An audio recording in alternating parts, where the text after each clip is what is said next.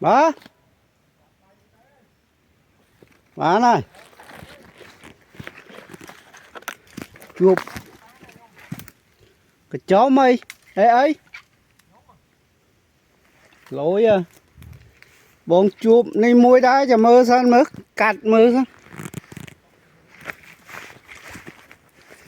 Này nè màu. Bọn thả buồn nè. Ở phía chân tư. Vốn. Vốn. Bàn tập bay nhẹ. Bay nhẹ lời màu. Này. Chụp này.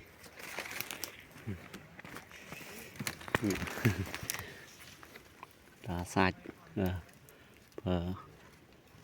Cho mơ cắt vô màu khéo.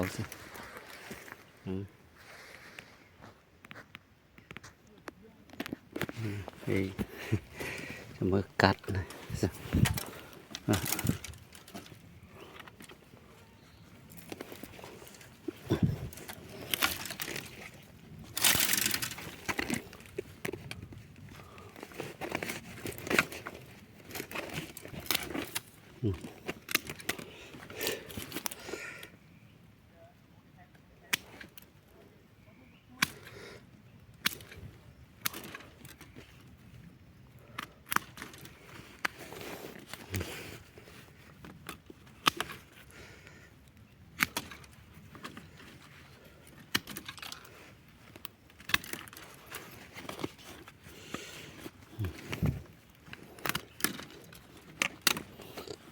Cắt vô mọc cào xong.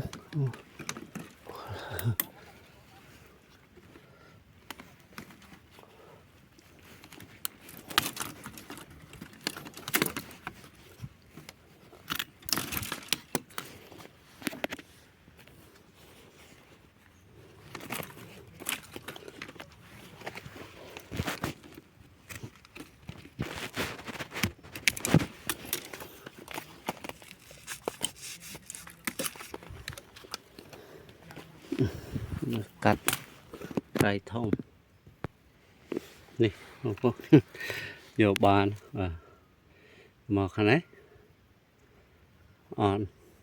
đột thòm đa khỏi thao viên coi nè mùi đột chạ trên vì khăn ông màu nè này vì lư này quát nơi khổ này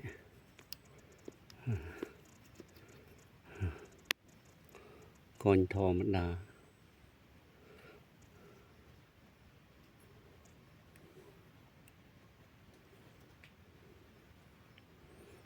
nữa và chạy chun phục má ông bồn tà sana vẫn tục ở ta với nha rồi